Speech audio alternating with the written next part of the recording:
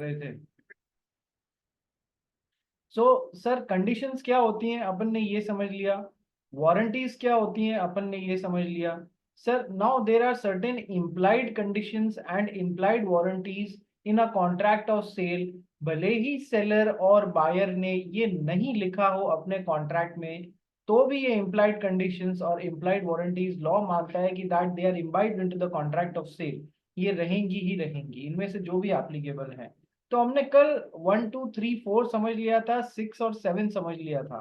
1 2 3 4 condition as to title. Sir बिल्कुल सही title होना चाहिए, बेचने का अधिकार होना चाहिए, या तो टाइटल से होना चाहिए या फिर ऑथराइज्ड होने चाहिए आप उसके लिए। सेल बाय डिस्क्रिप्शन, जैसा उसको डिस्क्राइब किया गया है माल वैसा ही होना चाहिए। Sale by sample, bulk must correspond with the sample shown.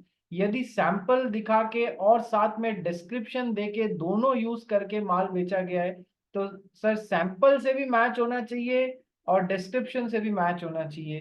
केवल एक से मैच होगा तो काम नहीं चलेगा। ठीक है। Next condition as to wholesomeness. Sir generally eatables के लिए ये चीज काम ली जाती है, they should be fit for human consumption. Condition as to merchantability. Merchantability का मतलब होता है goods must be commercially saleable, they should fulfil the purpose for which they are made. ऐसी घड़ी जो गलत टाइम बताती है वो मर्चेंटेबल क्वालिटी की नहीं है। सीमेंट बैग जो कि पानी में डूब के सूखा हुआ है वो मर्चेंटेबल क्वालिटी का नहीं है। ऐसी बॉटल्स जो हाथ में लेते ही टूट जाती हैं वो मर्चेंटेबल क्वालिटी की नहीं है। ठीक है। चलिए, अब बचता है एक। सर कल ये समझना रह गया था, implied condition as to quality और फिटनेस। इसका पूरा नाम है implied condition as to quality और fitness for buyer's purpose. implied condition as to quality or fitness for buyer's purpose। Sir अपन ने पहले एक डॉक्ट्राइन पढ़ी थी, doctrine of caveat emptor. Doctrine of caveat emptor, क्या होती है ये doctrine? What is this doctrine? Who is going to tell me? क्या होती है ये डॉक्ट्राइन भाई? सेल ऑफ गुड्स एक्ट में पढ़ाई थी, आरुष मुंदड़ा बताओ। That the buyer should be beware before buying any product. Good. Yes, sir. The buyer must himself be beware or aware। वो जो भी प्रोडक्ट खरीद रहा है वो उसके खुद के पर्पस के लिए फिट है या नहीं, ये देखना किसका काम है? बायर का। Seller is not responsible, seller is not responsible for the fact जो चीज बायर खरीद रहा है वो उसके पर्पसेस के लिए फिट है या नहीं, ये देखना सेलर का काम नहीं है। So this is the doctrine of caveat emptor, that let the buyer himself be beware और aware whatever goods he is buying suits his purpose or not। ठीक है। नंबर 1 कहाँ पढ़ा था अपन ने ये? वो फ्रॉड में पढ़ा था ना, साइलेंस एज टू फ्रॉड। बिल्कुल। चैप्टर नंबर 4 जो था अपने नोट्स का, other essential elements of a contract में। Sir coercion, under influence, fraud, misrepresentation में एक चीज पढ़ी थी, साइलेंस एज टू फ्रॉड। क्या चुप रहना फ्रॉड होता है? तो सर जनरल रूल तो ऑफ कैविएट एम्प्टर ही है, let the buyer himself be beware और अवेयर। वो जो खरीद रहा है वो उसके पर्पसेस के लिए फिट है। सो क्या मैं ये बोल सकता हूँ, क्योंकि अपन ने डॉक्ट्रिन ऑफ कैविएट एम्प्टर पढ़ी हुई है, क्या मैं ये बोल सकता हूँ there is no implied condition as to quality और fitness for buyer's purpose in a contract of sale? Caveat emptor और ये मैच हो गई या नहीं हो गई? सर इसमें कैविएट एम्प्टर ही है और कुछ नहीं है। देर बाकी सब तो होती हैं, 1 2 3 4 6 7 होती हैं। Those are the implied conditions which are there in a contract of sale. आपने नहीं लिखी तो भी कानून ने डाल दी। लेकिन जो पांचवी है, implied condition as to quality और फिटनेस, सर वो नहीं होती है। There is no implied condition as to quality और fitness for buyer's purpose because of doctrine of caveat emptor. Let this buyer himself be beware or aware, whatever he is buying is fit for the whatever he is buying is fit for the purpose of buyer or not, this is to be seen by the buyer himself। So there is no implied condition कि buyer जो भी quality का माल खरीद रहा है या जो भी खरीद रहा है वो उसके पर्पसेस के लिए फिट है या नहीं, इसके लिए सेलर रिस्पॉन्सिबल नहीं है, there is no implied condition as to it. But there is an exception to this rule. क्या एक्सेप्शन है रे? कि sir, if basic rule, doctrine of caveat emptor, seller is not responsible for the goods to fit for buyer's purpose, but there is certain exception to this rule. Sir, यदि buyer ने अपना purpose seller को communicate किया है, दूसरा, seller is generally dealing in those kinds of goods,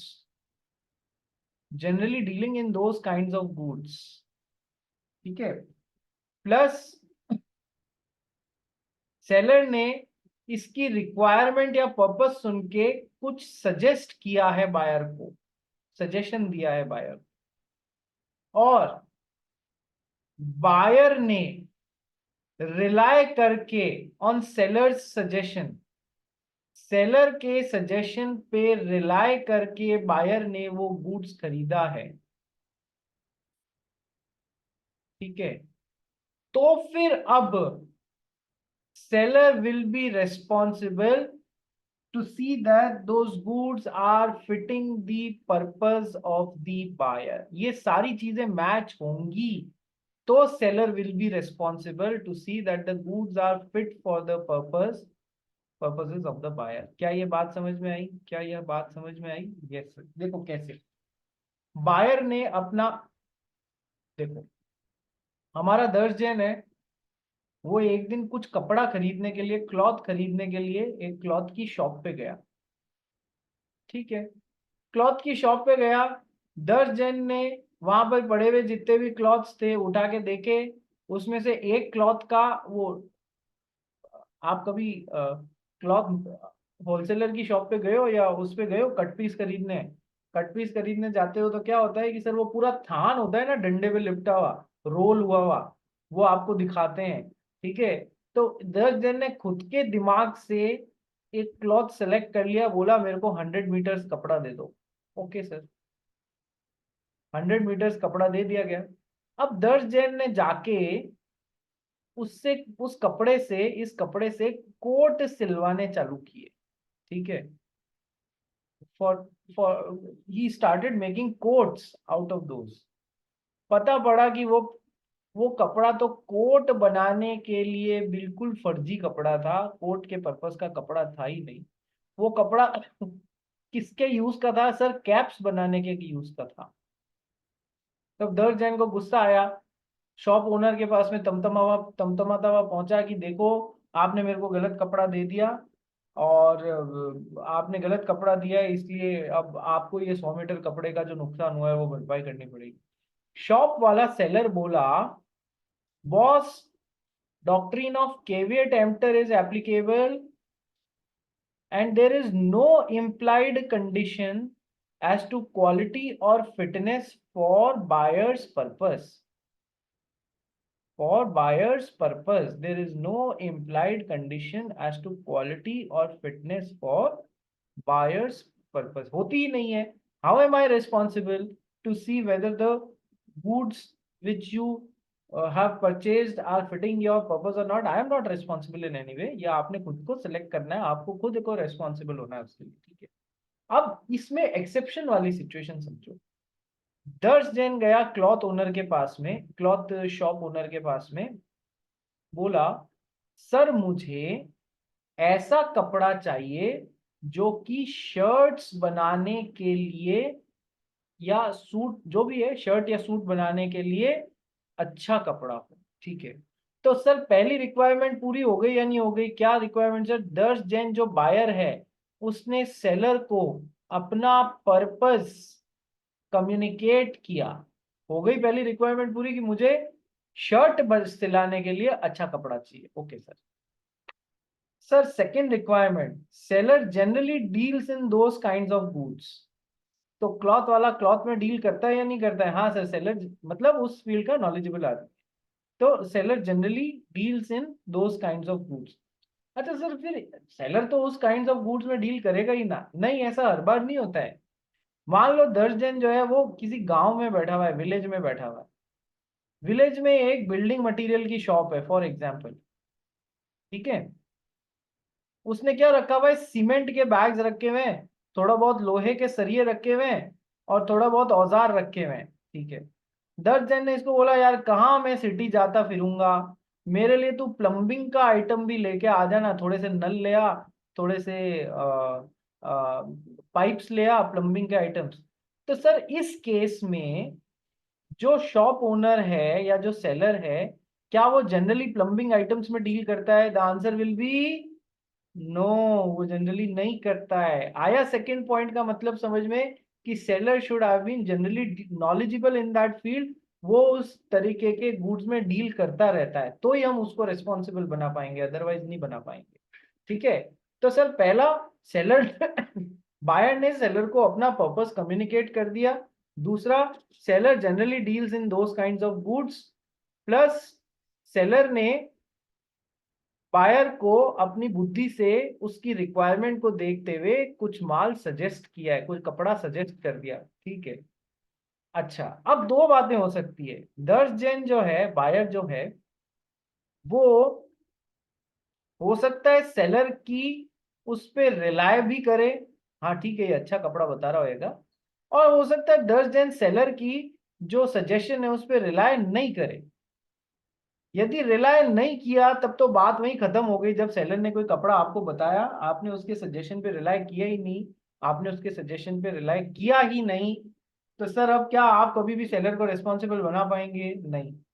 तो बात आगे कैसे बढ़ेगी, कि sir seller generally deals in those kinds of goods, seller ने बायर को कुछ उसकी रिक्वायरमेंट के हिसाब से सजेस्ट किया है, जिसके ऊपर बायर ने रिलाय भी किया है, जिसके ऊपर बायर ने सेलर के सजेशन पे रिलाय करके वो गुड्स खरीद लिया, ठीक है।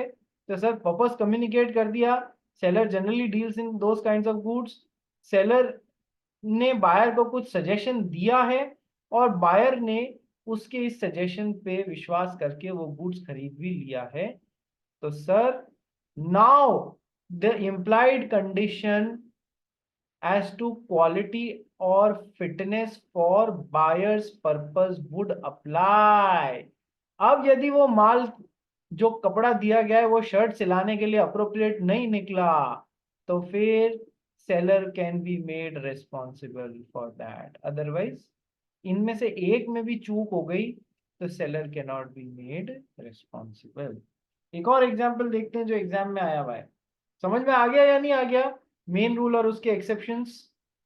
बोलो रे, समझ में आया या नहीं आया एवरीवन? Yes. वंडरफुल। चलिए, मुश्किल से एक या दो बच्चों ने अपने वीडियो ऑन रखे हैं, ठीक है, बाकी सब तो अपनी ही दुनिया में जी रहे हैं, ठीक है जी। चलिए आइए। सर एक और एग्जांपल, हमारे सुया कर्नावट ने नया घर खरीदा। तो नए घर में जो दरवाजे होते हैं और जो खिड़कियां होती हैं, उसमें लकड़ी का ये जो फ्रेम होती है वो लगती है या नहीं लगती है? हाँ सर, आजकल एल्यूमिनियम भी लगती है, पाउडर्ड कोटिंग वाली भी लगती है, लकड़ी वाली भी लगती है। तुम्हारे मुंबई में लकड़ी वाली कम दिखेगी, क्योंकि वो नहीं तो बारिश में फूल जाती है लकड़ी जो होती है।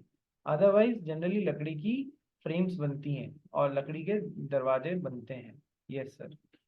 सर तो अब कर्नावट साहब गई कहाँ पर? सर एक टिम्बर मार्ट में, लकड़ी के गोदाम में गई। इन्होंने लकड़ी के गोदाम वाले को बताया, क्या बताया लकड़ी के गोदाम वाले को? मेरे को दरवाजे और खिड़कियों की चौखट होती है ना, जो कि फ्रेम लगती है यहाँ पर जिसके अंदर दरवाजे या खिड़कियां लगते हैं, ठीक है, मुझे वो चौखट बनाने के लिए लकड़ी चाहिए, कृपया सजेस्ट करें। ठीक है, कि कितनी लकड़ी चाहिए? कि मुझे 40 फुट लकड़ी चाहिए। ठीक है साहब, ओके। अब जो टिम्बर मार्ट वाला था ना, उसने श्रेया कर्नावट को आम की लकड़ी सजेस्ट कर दी, मैंगो की लकड़ी सजेस्ट कर दी। लकड़ी बहुत सारी तरीके की होती है, शीशम की लकड़ी होती है, वो मैंगो की लकड़ी होती है सर, बबूल की लकड़ी होती है, नीम की लकड़ी होती है, बहुत सारी तरीके की लकड़ियां होती है भाई, ठीक है, पीपल की लकड़ी होती है। तो सर मैंगो की लकड़ी सजेस्ट कर दी, 40 फीट निकाल के दे दी। श्रेया कर्नावट ने भी उसके सजेशन पे रिलाय कर लिया। घर आई, अगले दिन आया कारपेंटर। कारपेंटर ने सर फोड़ लिया अपना, मैडम कहाँ से लेके आए? कि इस टिम्बर मार्ट से लेके आई। क्यों लेके आए? कि ये चौखटें बनाने के लिए। मैडम आम की लकड़ी जो होती है वो चौखट बनाने के लिए सबसे खराब लकड़ी मानी जाती है। द बेस्ट लकड़ी फॉर मेकिंग दिस इज शीशम की लकड़ी and this is the worst type of लकड़ी। ठीक है, थोड़े दिनों में आप फिर मेरे को दोष दोगे कि आपने काम अच्छा नहीं किया, जबकि लकड़ी में प्रॉब्लम थी। Okay sir.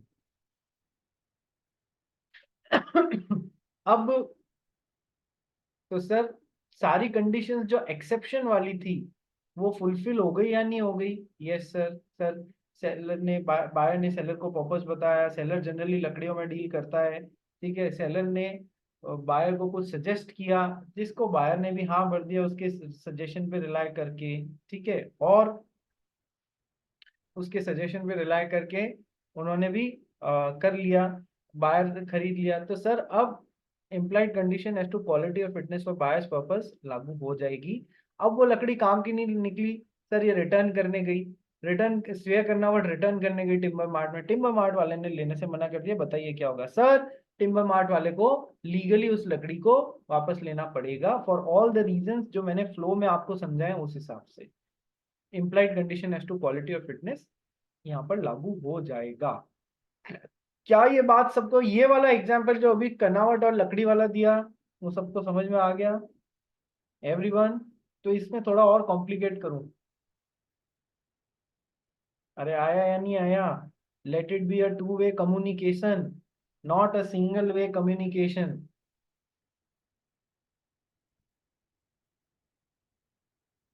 चलिए अब इसी एग्जाम्पल को थोड़ा कम्युनिकेट करते हैं। सर श्रेया कर्नावट गई, सब कुछ यही एग्जाम्पल है, उसने मैंगो की लकड़ी दी, प्लस जैसा जैसा नाप मैंगो की लकड़ी का श्रेया कर्नावट ने बताया था, जो कारपेंटर ने लिख के दिया था ना कि चौखट की लकड़ी इतने इतने इंच की फुट की काटो, ये वाली लकड़ी इतने इतने फुट की काटो। तो 40 फुट लकड़ी ये मार्ट वाले से कटवा के ले आई इनटू पीसेस, ताकि कारपेंटर को बस जोड़ के और दरवाजा इंस्टॉल करना रहे, ठीक है, या वो चौखट इंस्टॉल करनी रहे। Okay sir. सर अब जैसे ही अगले दिन कारपेंटर आया, उसने देखा कि मैंगो की लकड़ी, उसने सर पीट लिया, बोला कर्नावट जी जाके वापस दे के आइए, नहीं तो आपको 1-2 साल में वापस तकलीफ आ जाएगी और आप मेरे को फिर बुरा समझोगे। ठीक है, तो कर्नावट जी वापस गए। टिम्बर वाले ने कहा सब कुछ सही है, आप, मैंने आपको सजेशन दिया, आपने मेरे से सजेशन मांगा, मैंने आपको मैंगो की लकड़ी दी, सब सही है, लेकिन चूंकि अब आपने इनको पीसेस में कटवा लिया है, चूंकि अब आपने इनको पीसेस में कटवा लिया है, इसलिए मैं अब इसको वापस नहीं ले सकता। ठीक है, उसने आर्ग्यूमेंट ये रखा, मैं क्या करूंगा अब इस लकड़ी का वापस, इसलिए मैं वापस नहीं ले सकता। डिसाइड एग्जाम में आया हुआ क्वेश्चन है। ठीक है सर, इससे फर्क नहीं पड़ता कि आपने उसको पीसेस में करवा लिया या कैसे भी कर दिया, चूंकि लकड़ी उस पर्पस के लिए फिट नहीं थी, उसको वापस लेना पड़ेगा। क्या ये बात समझ में आ गई? बोलो यस और no. Yes everyone, yes sir. चलिए अब सर, एक बार हमारा एक बदमाश लकड़ा है जश शाह, ठीक है, सॉरी लड़का है, लकड़ा बोल गया मैं, कोई बात नहीं, वो लकड़ी लकड़ी की बात चल रही थी इसलिए।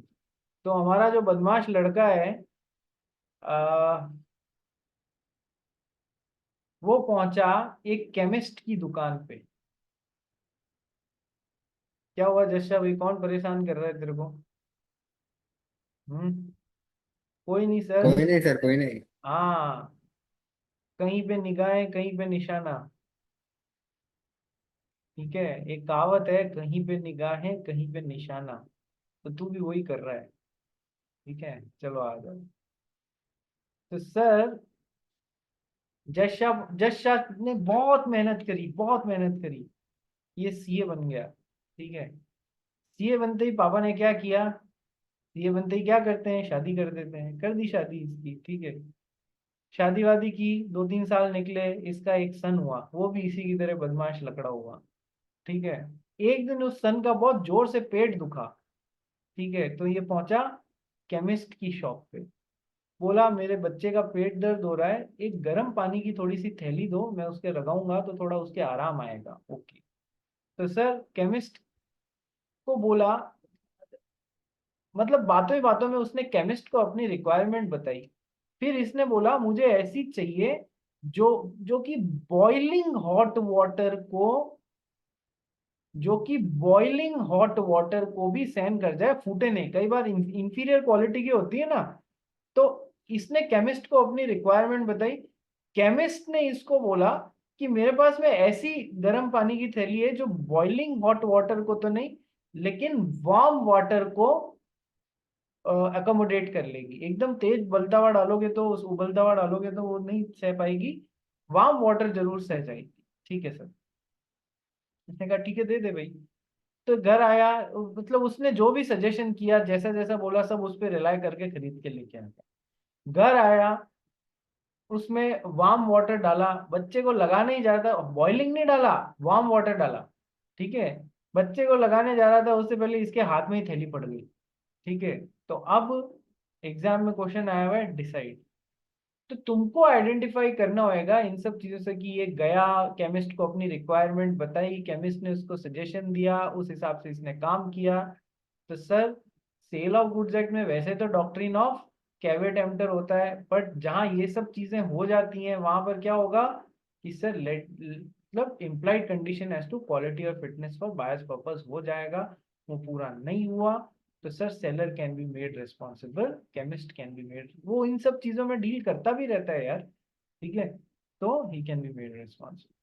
बोलो रे, बात समझ में आई?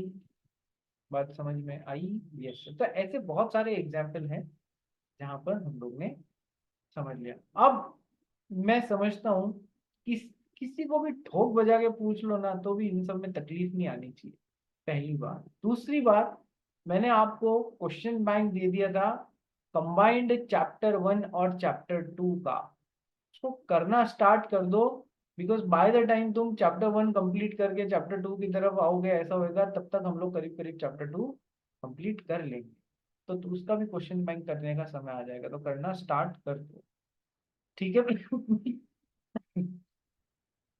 चलिए, पहला कंडीशन एज टू टाइटल पढ़ना चालू करते हैं। अब सारे समझ में आ गए, सातों के सातों 6 होते हैं, एक नहीं होती है, वो भी एक्सेप्शनल सर्कमस्टेंस में। पहला condition as to title, Aarush Mundra. Condition as to title, section 14. In every contract of sale, there is an implied condition on part of the seller that, in case of sale, he has right to sell the goods, and in case of contract of sale, he will have right to sell the goods at the time when property is to pass. देखो, यदि contract of cell, एक तो होता है cell और एक होता है एग्रीमेंट टू सेल। यदि सेल है तो सेल में क्या होता है, इमीडिएटली ओनरशिप सेलर से बायर के पास में जाती है। तो यदि कॉन्ट्रैक्ट ऑफ सेल बन रहा है तो sir seller should have the right to sell the goods, seller should have the right to sell the goods. और यदि एग्रीमेंट टू सेल बन रहा है, यानी भविष्य में ओनरशिप दूंगा, तो जब भी वो प्रॉपर्टी या ओनरशिप गुड्स में पास होने की बात होगी, he will have the right to sell the goods, he will have the right to sell the goods, उसके पास में वो अधिकार होगा। ये बाय डिफॉल्ट इम्प्लाइड कंडीशन है, बेचने का अधिकार होना चाहिए बायर को, सेलर को बेचने का अधिकार होना चाहिए बायर को। ठीक है, एग्जाम्पल पढ़ भाई। A purchased a car from B and used the same for few months. B had no title on the car.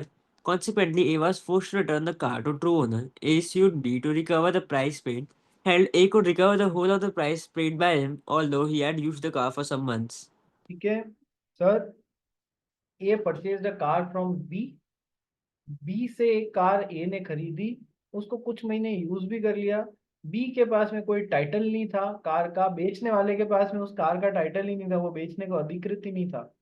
ठीक है, बाद में जब असली मालिक को पता पड़ा कि मेरी गाड़ी के साथ में ये सब हो गया है, तो बायर को buyer was force to return the car to the true owner. तो ए ने बी को पूरे पैसे के लिए वापस केस ठोका, ठीक है, कि भैया ला मेरा पैसा ला भाई। तो सर क्या बी यहाँ पर बोल सकते हैं नहीं नहीं क्वांटम मेरिट, तुमने 4 महीने तो गाड़ी काम में ले ली? अरे नहीं, ठीक है, यहाँ पर क्वांटम मेरिट की बातें मत करना कंडीशन एज टू टाइटल में, ठीक है।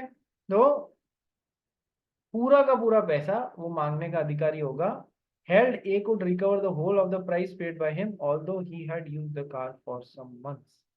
Although he had used the car, में पूरी प्राइस रिकवर कर सकता है। नेक्स्ट, सेल बाय डिस्क्रिप्शन पढ़ गई। Sale by description, section 50. When there is contract of sale of goods by description, there is an implied condition that goods delivered by seller shall correspond with such description. If the goods do not correspond to the description, the buyer is not bound and pay for the goods, bound to pay for the goods.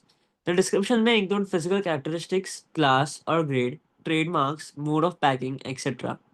ठीक है, ये trademark पे अपन है ना थोड़ा सा बाद में और बात करेंगे, ठीक है। सर सेल बाय डिस्क्रिप्शन, जो भी तरीके से बोला गया है, जो तरीके से डिस्क्राइब किया गया है, goods must correspond with that description. Where there is a contract of sale of goods by description, there is an implied condition that the goods delivered by the seller shall correspond with such description। जो description दिया, sir basmati rice super quality का है तो वो basmati rice super quality का ही होना चाहिए, ठीक है, डिस्क्रिप्शन से बेचा है तो। सो यदि डिस्क्रिप्शन से मैच नहीं कर रहा है तो buyer is not bound to pay for the goods, ठीक है। डिस्क्रिप्शन में फिजिकल कैरेक्टरिस्टिक्स आ सकती हैं कि ये घोड़ा ऐसा है, घोड़े का रनिंग ऐसा है, वगैरह वगैरह, घोड़ा इस ब्रीड का है। क्लास और ग्रेड, चावल बासमती है। सर लोहा, लोहे का जो छप्पर बनता है ना जिसके नीचे अपन लोग गाड़ियां खड़ी करते हैं, तो सर वो उस चादर की प्योरिटी भी होती है, 19 grade steel, 30 grade steel, 18 grade steel, ठीक है। सर वैसा भी हो सकता है, डिस्क्रिप्शन जैसा भी डिस्क्राइब किया गया है वो होना चाहिए। कोई मोड ऑफ पैकिंग भी इंक्लूड हो जाएगी इसमें, कि सर मैंने आपको बोला था फायर प्रूफ पैकिंग में पैक करके देना, आपने फायर प्रूफ पैकिंग में पैक करके नहीं दिया, इस वजह से डिस्क्रिप सेल बाय डिस्क्रिप्शन वाली बात पूरी नहीं हुई, इस वजह से मैं गुड्स को वापस दे सकता हूँ। तो सर मोड ऑफ पैकिंग भी इंक्लूड होगा, ट्रेडमार्क भी इंक्लूड होगा। ट्रेडमार्क पे हम थोड़ी देर में बात करेंगे। एग्जाम्पल पढ़ गई। A agreed to buy a second-hand repairing machine which he had never seen, but the seller described it to be 1 year old and used only to cut about 50 acres. But A found it to be very old, held A was entitled to reject the machine because the machine did not correspond with the description. ठीक है, A agreed to buy a second hand reaping machine. Reaping machine क्या होती है? Cutting and reaping machine, जिससे फसल काटते हैं। Repairing machine नहीं है ये, ठीक है। A agreed to buy second hand which he had never seen, बस उसने उसके डिस्क्रिप्शन सुन के खरीद लिया। बोला, सेलर बोला 1 साल पुरानी है और केवल 50 एकड़ काटने में मैंने काम ली है। पर जब उसके पास में मशीन आई तो उसने देखा ये तो सच में बहुत ज्यादा पुरानी है, एंड मतलब जैसा डिस्क्राइब किया गया था बिल्कुल नहीं है वैसी। Held that A was entitled to reject the machine because the machine did not correspond with the description। क्या यह बात समझ में आ गई? क्या यह बात समझ में आ गई? यस सर, कि डिस्क्रिप्शन से मैच नहीं कर रहा रिटर्न कर सकता है। कंडीशन एज टू सैंपल, इसमें 3 इंपॉर्टेंट बातें कल मैंने बताई थी, तो वो सब मैच होनी चाहिए। कहाँ चले गए वे? एक ने भी वीडियो ऑन नहीं किया है। कितने निकृष्ट प्राणी हो सबके सब, एक ने भी नहीं है। सर देख नहीं रहे हैं सर, पढ़ाने में बिजी हो गए हैं, हमें बंद कर लेते हैं ताकि नैन मटक का इधर उधर कर सके। अरे, अरे नहीं सर ऐसा कुछ भी नहीं है। चलो आ जाओ, फटाफट आ जाओ। और कुछ तो इतने निकृष्ट हैं कि अभी भी सुन के नहीं कर रहे। कंडीशन एज टू सैंपल, यानी कि सर सैंपल से जो बल्क है वो मैच करना चाहिए। आइए पढ़ते हैं इसको। इसमें 3 बातें हैं जो तीनों कल मैंने आपको बताई थी, पढ़ भाई। Condition as to sample, section 70. In a contract of sale by sample, there is an implied condition that the bulk should correspond with the same quality. अरे क्या The पढ़ buyer रहा shall है? similar sample quality. Sorry. The- With the sample वो quality. Sample दिखाया गया है, sample की क्वालिटी दिखाई गई है, bulk should correspond with the sample shown. Bulk means जो उसको दिखा के बेचा गया है ना, उससे बल्क मैच होना चाहिए सैंपल से। दिखाया कुछ और है, चखाया कुछ और है, और दे कुछ और रहे हो, ये नहीं चलेगा। ठीक है। Second, The buyer shall have reasonable opportunity of comparing the bulk with sample. buyer shall have reasonable opportunity of comparing the bulk with the sample। ऐसा नहीं हो सकता कि सर जश शाह ले जाके माल दे रहा है आरुष मुंद्रा को, बोल रहा है देखो भाई मैंने आपके यहाँ पर माल पहुंचा दिया, बिजनेस आवर्स में पहुंचाया है बिल्कुल, और ड्यूरिंग बिजनेस डे पहुंचाया है। अब आप मेरे को 10 मिनट में फ्री कर दो ताकि मैं निकल सकूं, मेरी वापसी में ट्रेन है। नहीं नहीं, आपको मुझे फ्री करना ही पड़ेगा। इसने कहा अरे मेरे को एक बार सैंपल चेकिंग तो कर लेने दो कि जो मैंने बोला था, जो आपने सैंपल दिखाया था उससे माल बल्क मैच कर रहा है नहीं। हाँ, कर रहे हो तो एक्सेप्ट अभी करो, नहीं तो मेरी परफॉर्मेंस पूरी आप जानो, आपका काम जाने। ऐसा नहीं कर सकता। The buyer should be provided with reasonable opportunity of comparing bulk with the। Buyer को रीजनेबल अपॉर्चुनिटी मिलनी चाहिए। रीजनेबल का मतलब भी कल मैंने आपसे डिस्कस किया था। ऐसा नहीं है कि 1000 पैकेट आए तो 1000 के 1000 चेक करेगा, वो रीजनेबल नहीं है। लेकिन 1000 पैकेट अलग अलग चीजों के आए हैं तो फिर कर सकता है। एक ही गेहूं के 1000 पैकेट आए तो सैंपल चेकिंग कर लेगा। बात समझ में आ गई? यस सर, बिल्कुल समझ में आ गई। तो bulk should correspond with the sample. Buyer को रीजनेबल अपॉर्चुनिटी मिलनी चाहिए बल्क में से सैंपल चेकिंग करने की। And next, comparing bulk with the sample. And third point, The goods shall be free from any defect rendering them unmerchantable, which would not be apparent on reasonable examination of sample. On the reasonable examination of sample.